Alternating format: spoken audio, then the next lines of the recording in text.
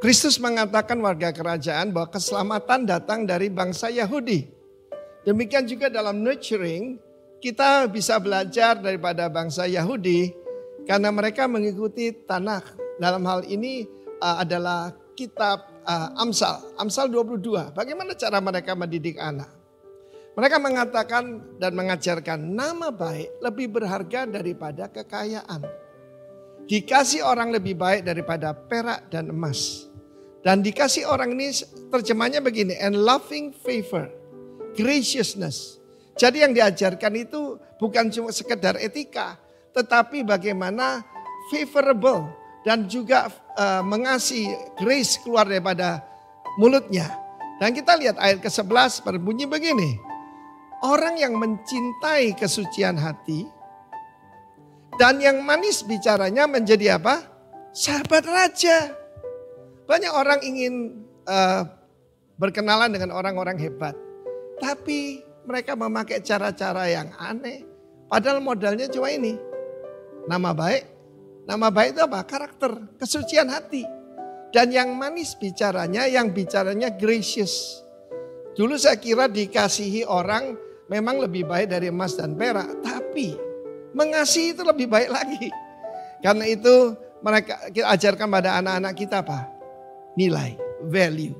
Kita punya nilai yaitu light, love, integrity, itu berbicara tentang grace dan juga berbicara soal nama baik ya. Kemudian grace, humility and truth. Orang yang rendah hati, orang yang pandai bergaul akan banyak temannya. Ajarkan pada anak-anak kita bahwa kekayaan sebenarnya bukan deposito emas perak, kepemilikan, tetapi berapa banyak sahabatmu. Bahkan firman Allah mengatakan jadi sahabatnya raja-raja. Mau jadi orang hebat anak-anakmu? Ada teman saya mengeluarkan biaya banyak sekalipun dia cuma seorang profesional. Anak-anaknya diajarkan golf. Dia berkata kalau orang bisa main golf, dia akan berkenalan dengan orang-orang hebat. That's not necessary. Firman Allah berkata tentang hati dan dengan mulut. Sebab mulut ini loudspeaker daripada hati kita. Ya, orang yang mencintai kesucian hati. He that love pureness of heart. And for the grace of his lips, the king shall be his friend. Firman Allah mengatakan biarlah selalu dimasinkan perkataanmu. Bukan berarti kita kasih ajinomoto atau sebab saudaraku ada orang perkataannya hambar. Tapi saya belajar dari ibu saya. Ibu saya itu penuh dengan grace. Dan saya diajarkan untuk berkata yang baik, bersikap yang baik. Dan itu modal luar biasa dalam hidup saya. Sebelum saya menjadi hamba Tuhan pun, kekayaan saya adalah teman-teman yang luar biasa banyak dari segala kalangan saudaraku ya. Nah, orang berkata Arifin iku sugih konco katanya, banyak temannya. Ini modalnya. A good name itu karakter. Sebab kita tahu charisma can bring you to the top, but only character can put you there. Karena itu warga kerajaan, apa yang kita ajarkan pada anak-anak kita? Yaitu tentang karakter. Itu lebih baik daripada kekayaan. Tidak perlu modal ternyata kalau kita punya nama yang baik. Tidak perlu modal ketika saya memulai usaha saya. Dan saya dulu bekerja di sebuah proyek real estate. Maka ketika saya mulai bekerja sendiri, saya tidak perlu modal. Mereka sudah dengar bahwa saya tidak bisa disogok. Dan itu modal luar biasa. Ya, modal yang luar biasa. Dan bahkan saya tidak peduli bahwa leveransinya itu masih family boss. Saya tidak peduli saudara ya. Karena diajarkan oleh orang tua saya tentang integritas dan honesty. Honesty adalah salah satu nilai utama saudaraku. Berdusta adalah dosa. Karena itu ajarkan anak-anak kita tentang dua hal ini saja. Yaitu bersikap dengan baik. Bagaimana perkataannya menghasilkan yaitu kasih karunia yang mendengarnya diberkati. God bless you warga kerajaan. Amin. Halo, shalom semuanya. Ya bagi yang di rumah shalom, selamat beribadah. Mari kita puji Tuhan. Amin. Haleluya.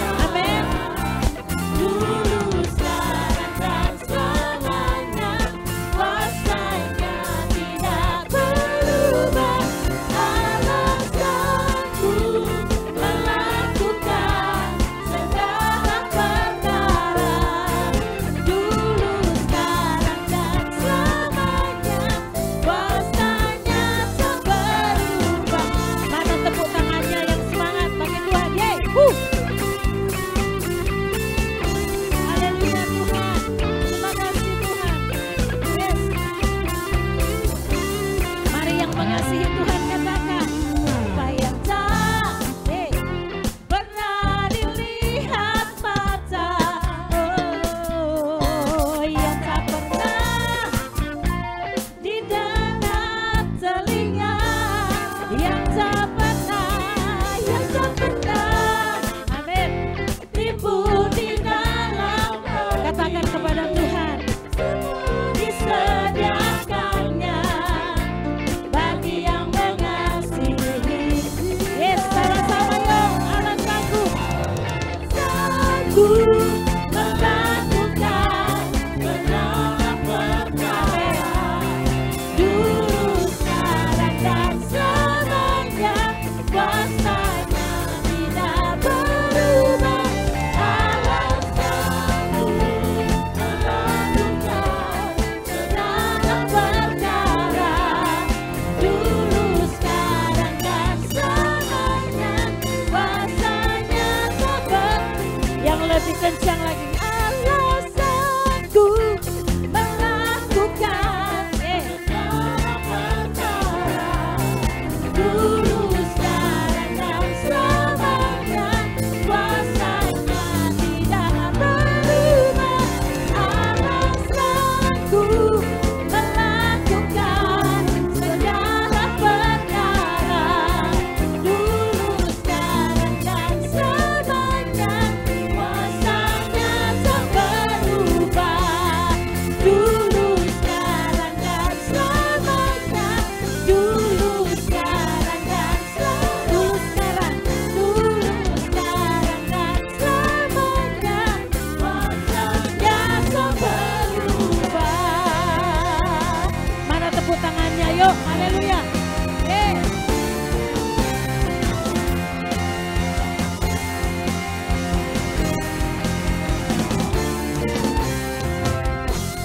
Betapa hebat, betapa kuat, dahsyatnya Allah kita. Dia percaya atas semua perbuatannya. Betapa hebat, betapa kuat, dahsyatnya Allah kita. Dia bernama Yesus Raja segala raja, Tuhan Allah kita. Mari tepuk tangan yuk di atas kepala kita ya.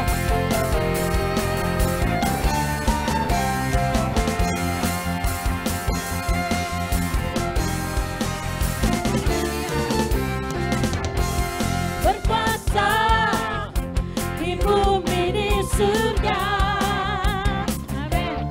Berkata dalam kemuliaan, dialah Tuhan Allah kita. Namanya apa? Yes, amin. Pemerah tumpahnya, betapa yes Lord, betapa kuat, dahsyatnya Allah kita. Dia berjaya atas semua perbuatannya. Betapa hebat, betapa kuat, dahsyatnya Allah kita. Dia bersama Yesus saja segala. Betapa hebat, jemaat saja. Betapa hebat, betapa kuat, haleluya. Dahsyatnya Allah kita. Dia percaya atas semua perbuatan. Yes Lord. Betapa kuat, dahsyatnya Allah kita. Amin Tuhan. Betapa hebat, betapa kuat, dahsyatnya Allah kita. Dia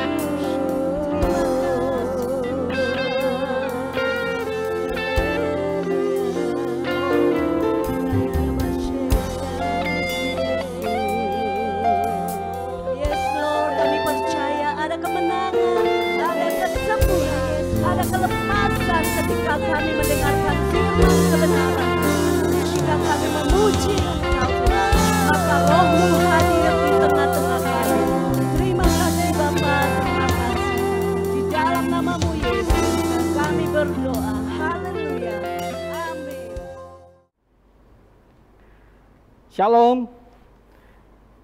Apa kabar saudara-saudara terkasih? Saya percaya dan saya berdoa, saya berharap saudara dimanapun kita berada, semua dalam keadaan yang baik dan sehat. Biarlah kita terus minta tuntunan Tuhan untuk mendapatkan kasih setia Tuhan. Baik, sebelum kita belajar bersama, tentunya kita akan mengawali dengan doa. Tapi sebelum itu, izinkan saya melepaskan masker. Ini tanda bahwa kita sebagai warga kerajaan, kita harus taat kepada aturan daripada pemerintah. Anjuran daripada pemerintah mengikuti prokes. Jadi, setiap kali kita datang ke ibadah, kita juga mencuci tangan, menjaga jarak, dan mengukur suhu keadaan kita. Nah, kita sudah melalui segala aturan itu, dan puji Tuhan semuanya juga dalam keadaan baik. Baik, mari kita bersatu di dalam doa. Bapa yang baik, kami mengucap syukur untuk hari yang indah, hari yang baik yang Kau selalu berikan buat setiap kami. Kami berdoa Tuhan, biarlah urapi hamba-Mu secara khusus dan urapi jemaat terkasih dimanapun mereka berada Tuhan. Berikan mereka hati dan biarlah mata mereka selalu fokus kepada kebenaran firman-Mu Tuhan. Terima kasih Bapa, biarlah Engkau tuntun dari awal hingga akhir, biarlah hanya nama-Mu yang dipermuliakan Bapa. Terima kasih Bapa, hanya di dalam nama Tuhan Yesus kami sambut kebenaran firman-Mu. Haleluya. Amin. Baik.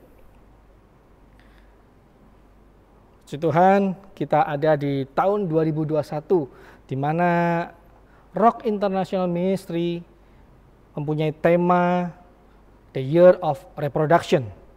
Diambil dari Kejadian 1 ayat 28, berkata, beranak cuculah dan bertambah banyak, penuhilah bumi dan taklukkanlah itu. Berkuasalah atas ikan-ikan di laut, burung-burung di udara, dan atas segala binatang yang merayap di bumi. Kata beranak cuculah dan bertambah banyak. Dikatakan di situ reproduce and be fruitful. Menghasilkan kembali dan berbuah lebat. Dan di dalam tahun ini ada 4 musim. Dan saat ini kita sedang di musim Spring of Children. Di mana diambil di Amsal 22 ayat 6. Dikatakan didiklah orang muda menurut jalan yang patut baginya, maka pada masa tuanya ia tidak akan menyimpang daripada jalan itu. Dan kita bulan lalu kita sudah melewati dengan tema nurture, memelihara. Dengan ayat yang diambil dari 1 Petrus 2 ayat 2. Dikatakan, dan jadilah sama seperti bayi yang baru lahir, yang selalu ingin akan air susu yang murni dan yang rohani, supaya olehnya kamu bertumbuh dan beroleh keselamatan. Like a newborn infant, long for the pure spiritual milk. Jadi jadikan seperti bayi yang selalu merindukan, selalu ingin air susu, air kebenaran, yaitu firman Tuhan itu sendiri. Dan puji Tuhan kita sedang ada di dalam bulan yang spesial, yaitu bulan yang penuh kasih sayang di mana seluruh dunia sedang merayakan. Spesialnya hari ini sedang merayakan hari kasih sayang itu. Tapi bersama Tuhan, kita tidak merayakan hari ini, tapi kita merayakan setiap hari adalah hari kasih sayangnya Tuhan. Hari penuh sukacita, hari anugerahnya Tuhan. Baik, sebelum itu juga mungkin kita bisa sapa kiri dan kanan yang ada di rumah, saling bersapa suami istri, katakan saranghayo. Nah, sekarang lagi ngetren bahasa Korea, jadi saranghayo. Ya, aku mengasihi engkau, demikian juga Tuhan mengasihi kita semua. Amin. Di bulan Februari ini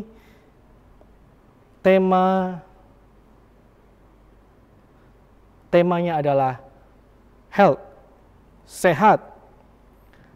Diambil di dalam Titus 1 ayat 13. Dikatakan kesaksian itu benar. Karena itu tegurlah mereka dengan tegas, supaya mereka menjadi sehat dalam iman. Garis bawahi, sehat dalam iman. Di dalam terjemahan Inggris dikatakan, such testimony is true.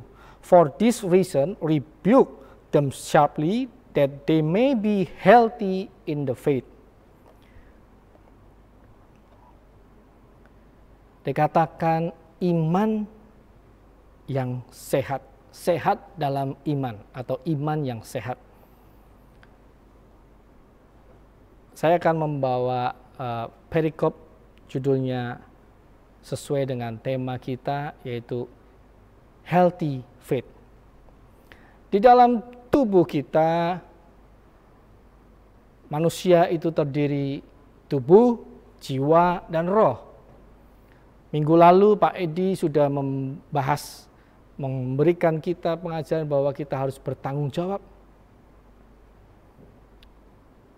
untuk kita bisa available to God and available to others. Kita harus bertanggung jawab atas kesehatan kita. Oleh karena itu, secara tubuh jasmani kita, sehat itu perlu. Bagaimana untuk sehat secara jasmani? Secara riset menyatakan perlu makanan yang cukup, nutrisinya cukup, 4 sehat, 5 sempurna. Bahkan istirahatnya pun harus cukup. Riset mengatakan orang dewasa membutuhkan tidur yang sehat itu sebanyak 7-9 jam.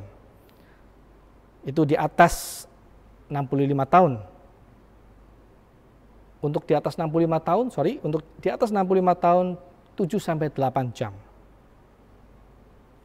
Dan semakin muda, seperti bayi, itu bahkan bisa sampai 17 jam untuk membutuhkan tidur yang sehat. Dan untuk sehat juga, secara jasmani kita membutuhkan olahraga yang rutin. Demikian pula kehidupan rohani kita.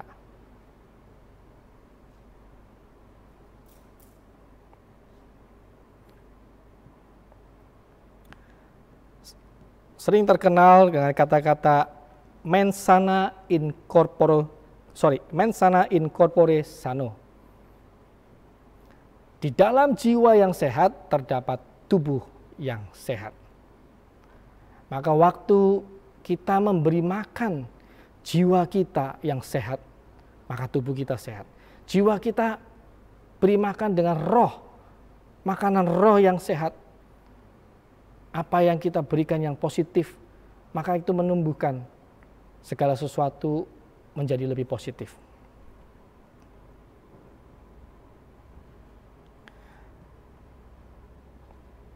Dan kita tahu, kita saat ini kita hidup, bukan cuma saat ini.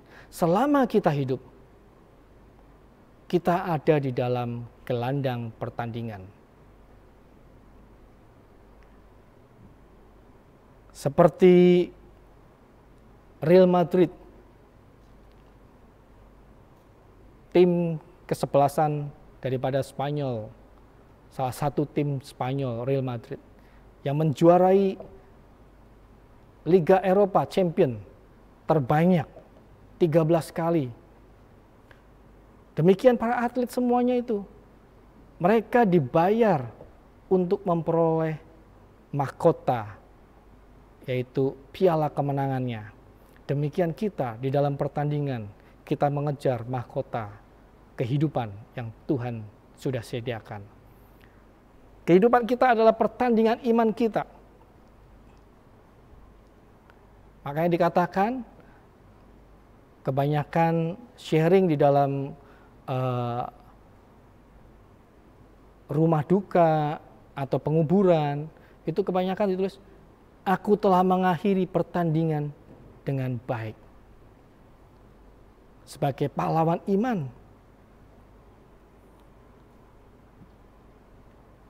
Di dalam 1 Timotius 6, ayat 11-12 dikatakan, tetapi engkau, hai manusia Allah, jauhilah semuanya itu, kejarlah keadilan, ibadah, kesetiaan, kasih, kesabaran, dan kelembutan. Bertandinglah dalam pertandingan iman yang benar, dan rebutlah hidup yang kekal. Untuk itulah engkau telah dipanggil dan telah engkau ikrarkan ikrar yang benar di depan banyak saksi. Oleh karena itu, sebagai seorang atlet bukan hanya membutuhkan kesehatan yang biasa, karena sebagai atlet tidak bisa hanya cuma sehat, tapi mereka membutuhkan stamina atau endurance. Di dalam pertandingan kita membutuhkan stamina yang stabil, yang kuat sampai pada akhir pertandingan. Oleh karena itu sangat disiplin sebagai atlet. Contoh, saya mempunyai keluarga besar adalah seorang atlet. Papa saya seorang atlet, koko saya seorang atlet, adik saya juara SEA Games. Hanya saya sendiri yang tidak menjadi atlet karena keadaan. Anak dari Pak Edi juga seorang atlet bulu tangkis. Semua di sini yang berlatih, yang menjadi atlet, itu membutuhkan latihan yang ekstra, nutrisi yang ekstra.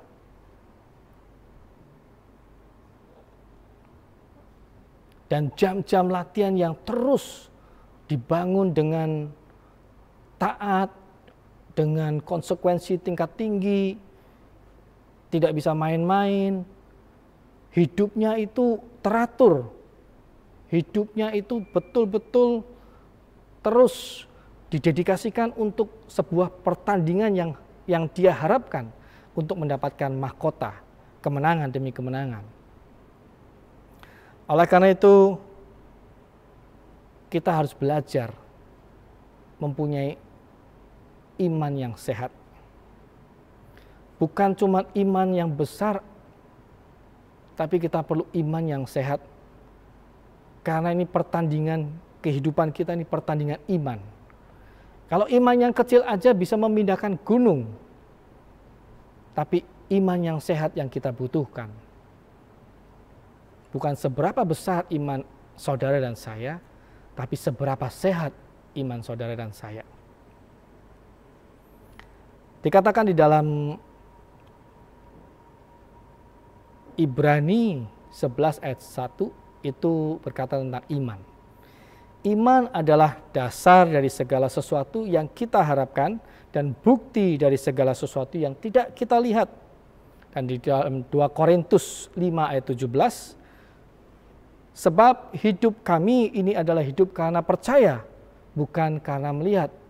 We walk by faith, not by what we see. Jadi kita selalu hidup kita ini berdasarkan karena iman kita, karena kita percaya. Kita tahu kita berasal daripada Roh Kudus sendiri. Kita diciptakan Tuhan serupa dan segambar daripada Allah itu sendiri. Oleh karena itu, kita tahu identitas kita. Kita adalah warga kerajaan. Hidup di dunia ini hidup yang sementara. Tapi hidup kita, hidup kekekalan bersama dengan Tuhan. Itu yang kita kejar. Oleh karena itu, kita mau belajar bagaimana kita harus sehat di dalam iman kita. Tidak jauh daripada yang namanya saya singkat dengan ATM. A yang pertama adalah alami perjumpaan dengan Tuhan. Untuk kita menjaga iman kita sehat, kita selalu butuh berjumpa dengan Tuhan. Bagaimana kita berjumpa dengan Tuhan? Yang pertama, kita harus menjaga kekudusan. Dikatakan, tidak tahukah kamu bahwa kamu adalah bait Allah dan bahwa Roh Allah Dia di dalam kamu? Jika ada orang membinasakan bait Allah, maka Allah akan membinasakan dia. Sebab bait Allah adalah kudus dan bait Allah ialah saudara dan saya. Tubuh kita adalah bait Allah. Oleh karena itu kita butuh menjaga kekudusan supaya kita berkenan di hadapan Tuhan, supaya kita bisa berjumpa dengan pribadinya yang kudus. Allah itu kudus. Oleh karena itu kita perlu menjaga kekudusan. Yang kedua, kita dengan berdoa dan menyembah, worship Him.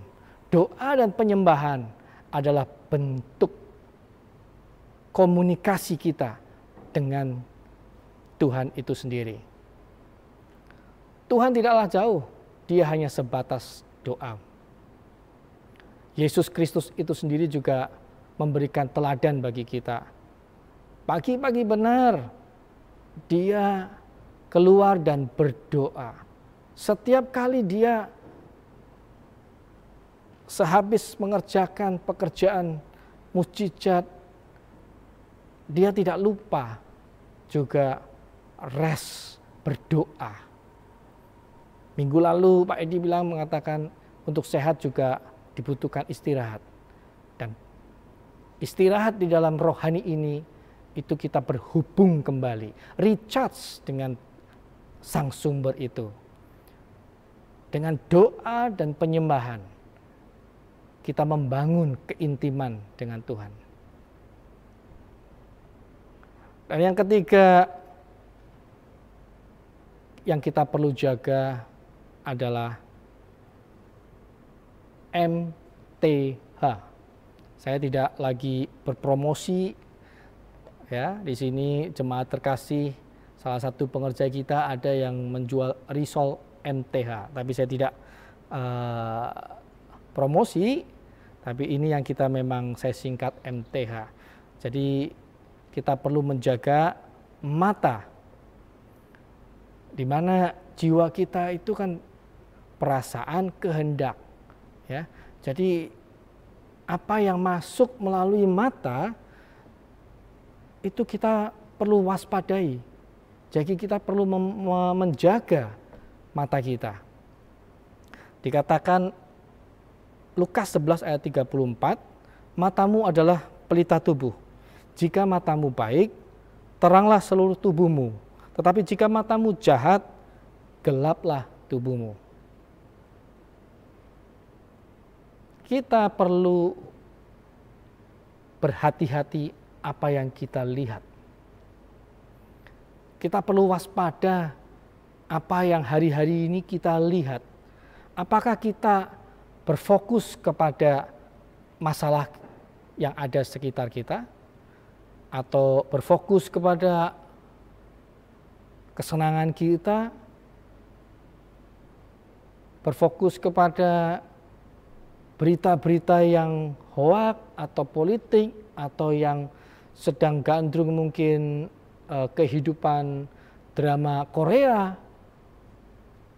Mari kita perlu menjaga supaya mata kita ini terus tertuju kepada apa yang menjadi matanya Tuhan. Seperti 12 pengintai. Yang 10 mengatakan yang tidak baik.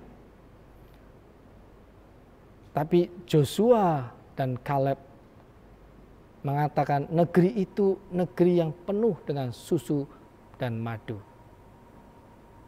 Waktu mata kita diselaraskan, fokus hanya kepada Tuhan. Masalah boleh ada, tapi waktu kita menjaga fokus kita kepada Tuhan yang sang sumber itu, maka kita bisa melihat apa yang menjadi rancangan Tuhan.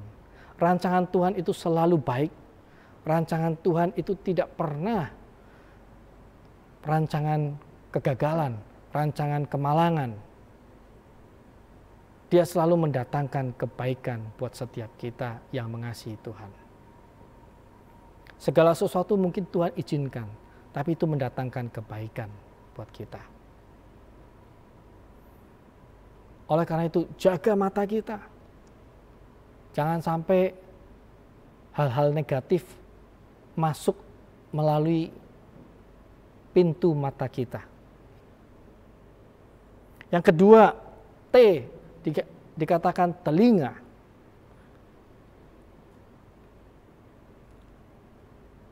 Karena dikatakan iman timbul dari pendengaran dan pendengaran oleh firman Kristus. Di mana hari-hari ini kita mendengarkan firman itu dengan baik? Apakah kita selalu rindu, selalu berapi-api untuk mendengarkan kebenaran firman Tuhan? Atau kita sudah dingin, cuek? Kehidupan kita ini harus kehidupan yang bukan suam-suam kuku. Kehidupan yang selalu menggairahkan.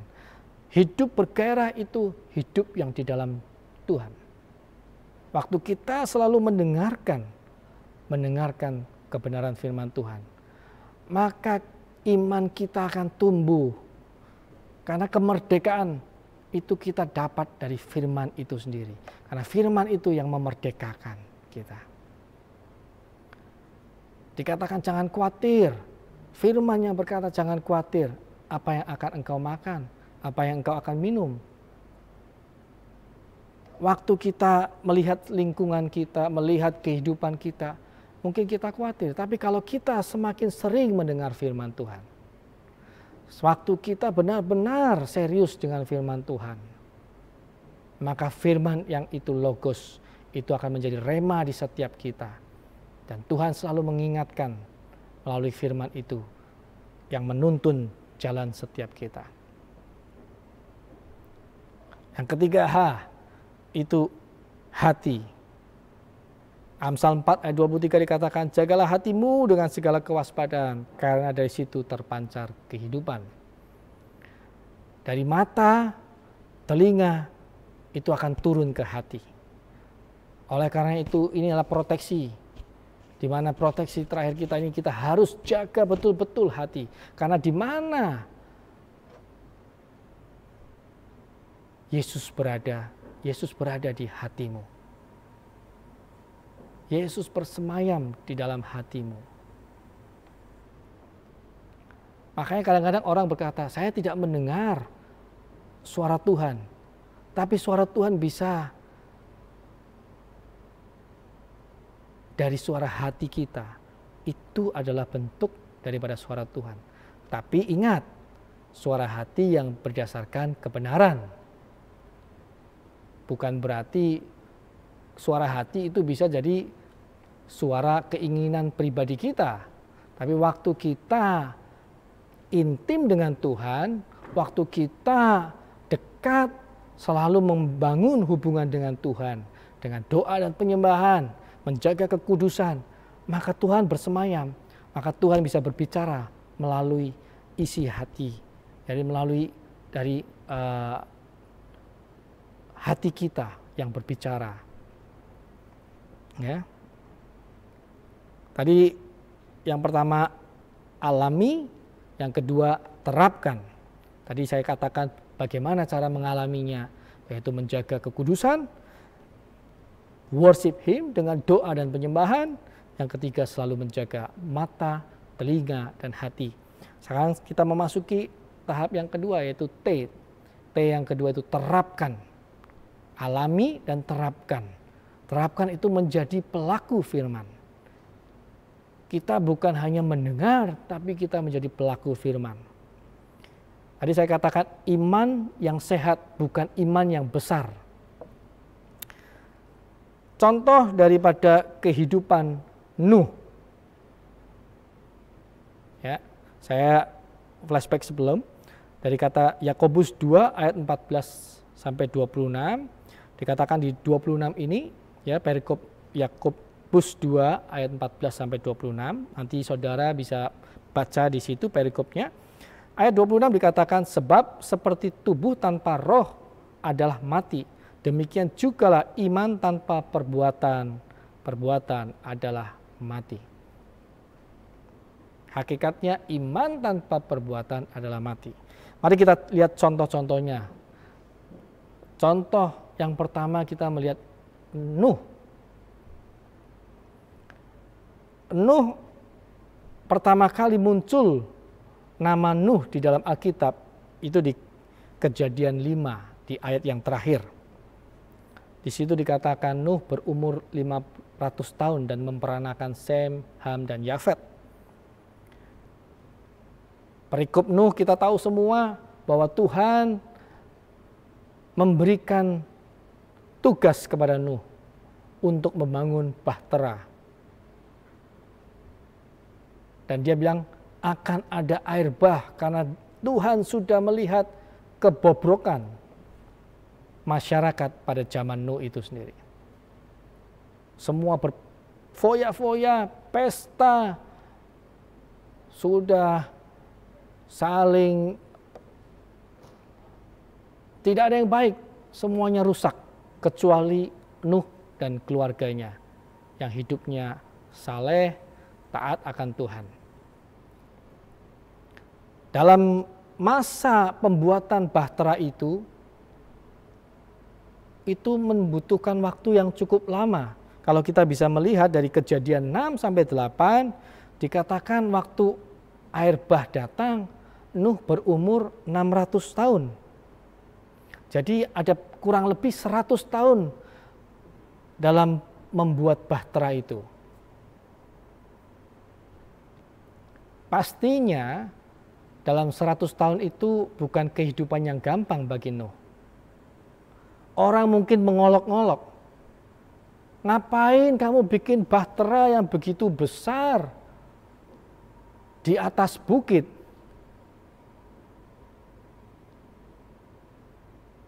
Tidak ada hujan, tidak ada apa-apa yang Tuhan sudah nyatakan melalui Nuh. Tuhan nyatakan akan ada air bah. Tapi semua orang tidak percaya. Dan itu bukan waktu yang singkat. 100 tahun. Nuh mungkin mendapat penghinaan, ejekan, dianggap orang yang boleh maaf kata agak miring. Tapi disitulah kita bisa melihat iman yang sehat itu. Dia bukan hanya iman yang besar, tapi iman yang sehat. Karena endurance yang waktu yang cukup lama ini, 100 tahun, dia harus menunggu janji Tuhan itu digenapi. Contoh yang kedua, Abraham. Abraham dalam Kejadian 12 dikatakan akan menjadi bapak banyak bangsa. Disuruh keluar dari Uskadim ke negeri yang akan ditunjukkan kepada Abraham oleh Tuhan. Bukan sudah dikasih tahu mau pergi kemana, tapi suruh keluar daripada sanak saudaranya, pergi keluar, meninggalkan mereka ke negeri yang akan ditunjukkan oleh Tuhan. Abraham melangkah, dia menerapkan, makanya iman yang sehat butuh melangkah bersama dengan Tuhan. Dari melangkah, kita melatih iman kita untuk tetap sehat. Bukan hanya Kejadian 12, Tuhan kembali mengingatkan janji Tuhan kepada Abraham di Kejadian 15, dia akan beranak cucu dan bla bla bla. Kejadian 17 juga kembali diingatkan kembali. Kejadian 15, 17, bahkan sampai Kejadian 21, baru Ishak lahir. Ada jeda yang cukup lama karena waktu Abraham dipanggil keluar dari Ur Kasdim, itu berumur 75 tahun.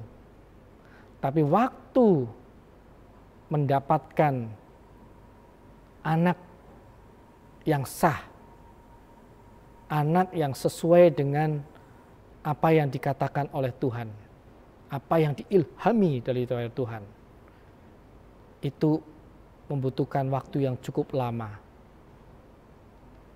Abraham berumur 100 tahun waktu mendapatkan Ishak. Dan sebelum itu Abraham mendapatkan anak dari seorang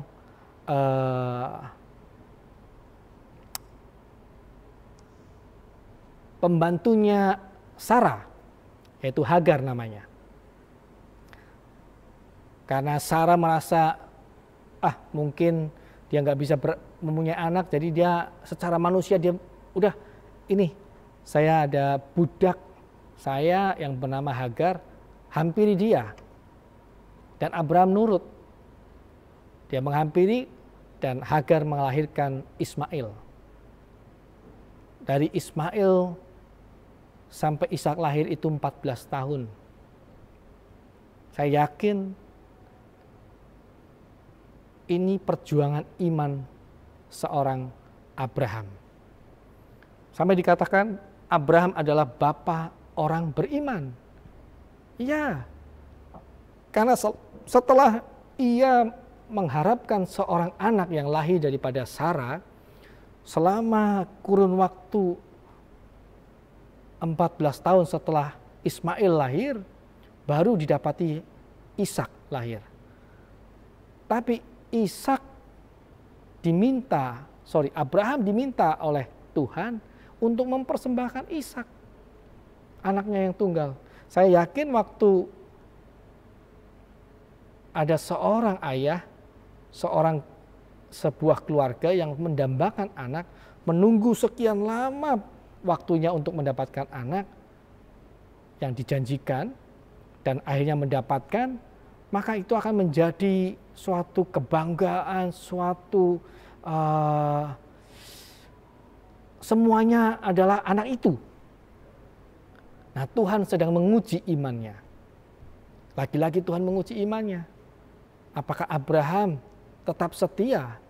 Apakah Abraham tetap percaya bahwa sekalipun anak yang dijanjikannya itu pun kalau Tuhan izinkan diambil, maka Tuhan juga sanggup memberikan yang lain? Abraham tetap melangkah. Singkat cerita, waktu mau dibunuh, Tuhan berkata, "Stop Abraham, saya mengenal, mengerti hatimu tetap taat."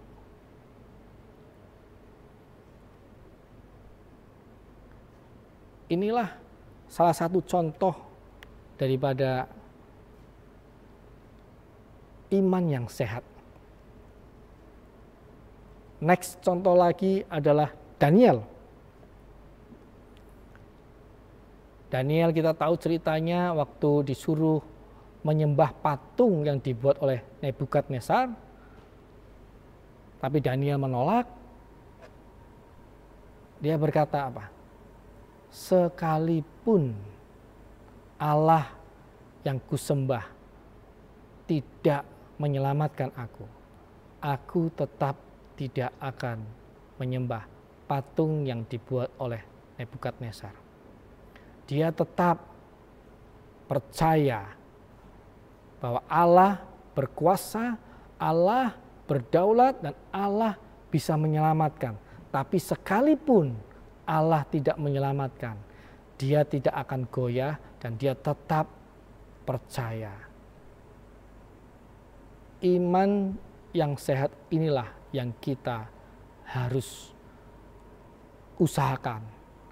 Kita harus menerapkan setiap apa yang kita dengar. Waktu kita dengar firman, kita belajar menerapkan firman Tuhan itu di dalam kehidupan sehari-hari. Next, kita cepat aja.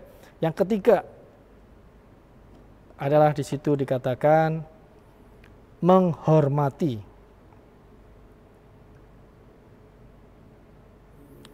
atau menghargai Tuhan. honor God. Bentar, oke.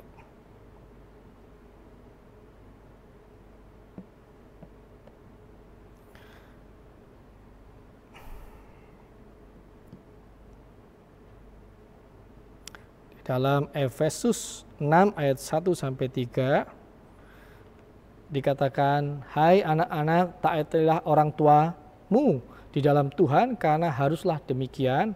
Hormatilah ayahmu dan ibumu. Ini suatu perintah yang penting seperti yang nyata dari janji ini, supaya kamu berbahagia dan panjang umurmu di bumi." Saudara sekalian, kita semua menginginkan panjang umur dan berbahagia. Secara jasmani kita memerlukan umur panjang dan hidup yang berbahagia. Kita bisa melihat pribadi yang sempurna, yaitu Yesus Kristus. Dia turun ke dunia menjadi seorang manusia. Ia yang 100% Allah, ia juga 100% manusia. Dia tetap menghargai, menghormati Bapa sebagai Bapa yang baik. Dia juga menghormati Bapa duniawinya, yaitu Yusuf dan Maria.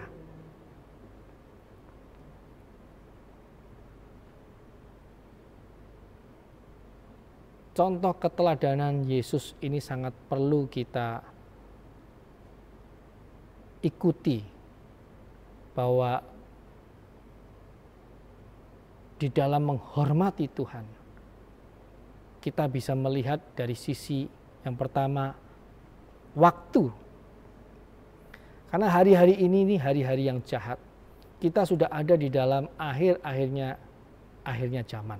Kita tidak tahu kapan Yesus datang kedua kali, tapi pasti Dia akan datang.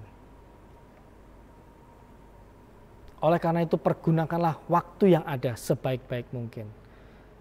Kalau kita ada sampai hari ini, selama COVID Academy ini, Corona Academy ini, itu berarti Tuhan memberikan kita kesempatan. Waktu yang ada, jangan kita sia-siakan. Tuhan punya rencana buat setiap kita. Berikan waktumu itu untuk Tuhan. Contoh daripada menghargai, menghormati, honor. Menghargai itu tingkat yang ketiga. Ya, yang pertama itu submit, itu tunduk. Submit itu tunduk, bisa jadi orang itu tidak menyukai tapi tetap tunduk. Naik level adalah obey, taat. Obey itu setuju, tunduk tapi dengan sukacita, tunduk. Honor, menghormati, itu lebih tinggi. Dia respect. Bagaimana kehidupan kita saat-saat ini? Apakah Tuhan menjadi nomor satu?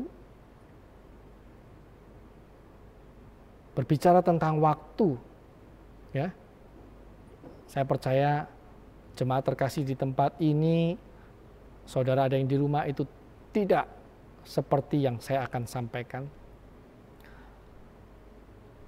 Kita bisa pergi mengantar anak ke sekolah dengan waktu yang on time. Tidak mau terlambat karena takut kena hukuman dan bla bla bla. Tapi bagaimana kehidupan kita waktu kita datang ke gereja atau waktu kita menghadap kepada Tuhan, waktu-waktu doa kita, apakah kita dengan takut dan hormat atau kita selalu menganggap enteng? Karena Tuhan Maha Pengasih. Itu menjadi perenungan setiap kita. Yang kedua, kita menghargai atau menghormati Tuhan dengan talenta yang Tuhan sudah berikan. Tuhan mau kita melipat gandakan. Kita mengembangkan talenta. Bukan untuk kita, tapi kita menjadi berkat bagi orang lain. Kembangkan talentamu untuk hormat kemuliaan Tuhan. Yang ketiga, menghormati melalui harta. Jelas dikatakan di dalam Matius 6 ayat 24, tak seorang pun dapat mengabdi kepada dua tuan, karena jika demikian ia akan membenci yang seorang dan mengasihi yang lain, dan ia akan setia kepada yang seorang dan tidak mengindahkan yang lain. Kamu tidak dapat mengabdi kepada Allah dan kepada Mamon. Oleh karena itu, di mana hartamu berada, disitulah hatimu. Tuhan rindu memberkati kita semua, tapi jangan jadikan berkat itu menjadi Allah-Allahmu. Jangan menjadikan berkat itu fokus yang kamu kejar. Karena Allah itu Allah yang pencemburu. Allah mau Dia sebagai pribadi yang tunggal. Tidak ada yang lain. Allah the only one. Allah satu-satunya. Oleh karena itu Allah sangat rindu memberkati kita semua. Iman yang sehat kita bisa melihat dari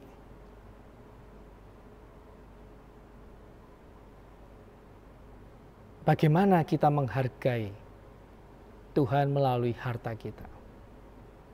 Melalui apa yang menjadi treasure-nya kita. Di dalam Amsal 3 ayat 9 dikatakan, muliakanlah Tuhan dengan hartamu dan dengan hasil pertama dari segala penghasilanmu. Jadi Tuhan ingin kita diberkati untuk menjadi berkat. Untuk memuliakan Tuhan melalui harta yang Tuhan izinkan ada berada di setiap kita. Tuhan mau kita bukan pemilik, tapi Tuhan mau kita sebagai pengelola daripada harta yang Tuhan titipkan di antara kita. Amin. Jadi itu saja yang saya bisa sharingkan bersama, bahwa kita perlu iman yang sehat. Oleh karena itu kita perlu mengalami perjumpaan dengan Tuhan. Kita perlu menerapkan aplikasi di dalam kehidupan kita sebagai bukti iman kita kepada Tuhan. Dan kita perlu menghargai, menghormati Tuhan melalui waktu yang Tuhan berikan buat setiap kita. Melalui talenta yang Tuhan berikan buat setiap kita juga. Dan harta kita untuk memuliakan nama Tuhan. Saya akan akhiri dengan satu motivasi video yang mana ini saya dapatkan dari saudara terkasih Pak Hani sebagai koordinator diaken. Saya bisa mencari sendiri, tapi ini bukti saya memberikan kesempatan karena saya tahu Pak Hani itu punya segudang video motivasi-motivasi. Jadi saya berikan kesempatan di mana Pak Hani juga menjadi berkat, saluran berkat. Meskipun melalui sharing firman yang saya bagikan. Tapi biarlah kita semua melihat, mendengar, dan selalu menyimpan di dalam hati dan melakukan kebenaran firman Tuhan. Video singkat ini bercerita tentang perumpamaan botol yang kosong. Waktu kita isi dengan firman Tuhan, dengan hal yang positif, maka segala sesuatu yang menyerang kita, baik kekhawatiran, virus, kecemasan, takut, segala-segala yang mengancam kita, itu tidak bisa menjatuhkan kita.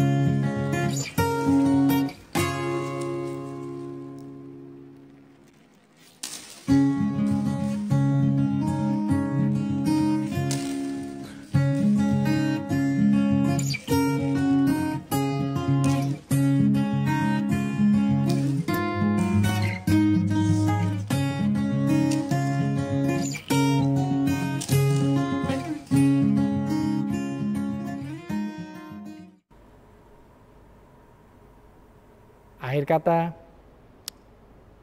karena kita juga sedang merayakan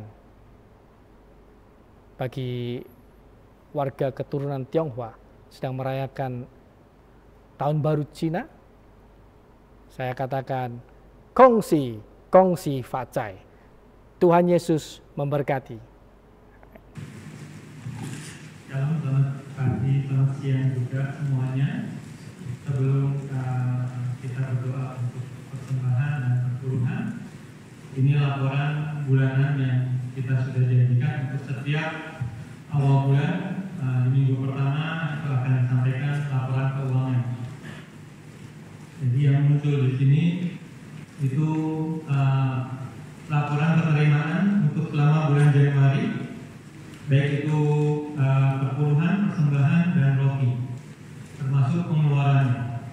Jadi Bapak Ibu bisa lihat di layar monitor itu total persembahan perpuluhan selama bulan Januari yang kita terima, termasuk persembahan dan juga roki, termasuk pengeluaran. Yang berikutnya itu laporan pengeluaran selama bulan Januari. Itu juga setiap pengeluaran kita mempertanggungjawabkan terhadap jemaat setiap persembahan yang Bapak Ibu berikan, itu laporannya seperti itu. Nah, yang berikutnya, nah ini laporan mengenai persembahan perpuluhan setiap saudara. Jadi selalu saya mengharapkan kami untuk setiap persembahan perpuluhan khususnya boleh ditulis nama ataupun kode, ya, supaya bisa di cross check apa yang Bapak Ibu kasih itu sudah masuk belum ke gereja, ya, sehingga setiap rupiah demi rupiah kami harus mempertanggungjawabkan. Kalau pelayanan ini mau berkembang, ya tentunya dari dalam hal keuangan juga kita harus komitmen untuk mempertanggungjawabkan setiap rupiah demi rupiah yang keluar. Karena kami tahu setiap persembahan yang kami terima, baik persembahan perpuluhan, itu dari hasil dari lelah Bapak Ibu semua. Jadi tentunya kami juga mau mempergunakannya dengan bertanggung jawab supaya melalui pelayanan ini GBO Batam khususnya bisa makin berkembang. Oke, sambil mempersiapkan, mari kita berdoa untuk persembahan perpuluhan dan persembahan. Tuhan Yesus, terima kasih untuk siang hari ini. Kami boleh melihat kebaikan Tuhan, pemeliharaan-Mu di dalam hari-hari hidup kami dengan luar biasa. Kalau kami boleh ada sampai hari ini dalam keadaan sehat, kami tahu semuanya karena anugerah-Mu, karena pemeliharaan-Mu yang luar biasa. Bahkan Engkau sudah menyertai kami di sepanjang bulan Januari. Kami ada di bulan Februari hari ini dengan setiap berkat-berkat yang terbaik yang Tuhan sudah anugerahkan di sepanjang bulan Januari, Tuhan. Dan saatnya kami juga ingin mengembalikan apa yang menjadi hak-Mu ya Tuhan, karena kami tahu Engkau sudah sangat-sangat baik di dalam kehidupan kami pribadi, baik kami yang bekerja, yang berusaha, Tuhan. Engkau sudah memberkati kami dengan luar biasa, dan saatnya kami mau memberikan apa yang menjadi milik-Mu ya Tuhan, dan juga persembahan, dan biarlah melalui rupiah demi rupiah yang Bapak Ibu berikan, Tuhan yang memberkati dengan berlipat kali ganda. Dan kami percaya apa yang kami tabur itu tidak sebanding dengan kasih Tuhan pemeliharaan sampai hari ini. Terima kasih Tuhan, dan saatnya kami mau memberikan dengan penuh sukacita hanya di dalam nama Tuhan Yesus Kristus kami berdoa. Amin. Di Bapak Ibu bisa memberikan kotak persembahan yang di depan untuk di belakang. Terima kasih, Tuhan memberkati.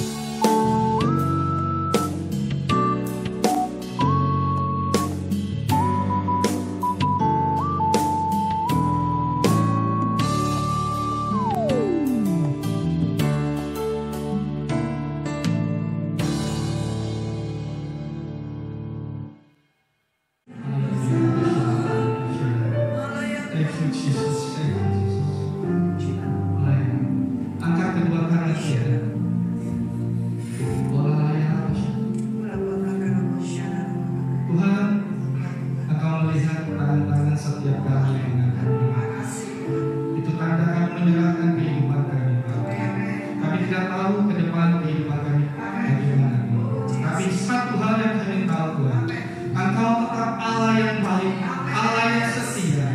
Tuhan memberkatimu, Tuhan melindungimu, Tuhan menyinarimu dengan kasih setia-Nya. Dan saat ini Tuhan menghadap ke wajah-Nya, beri Engkau kasih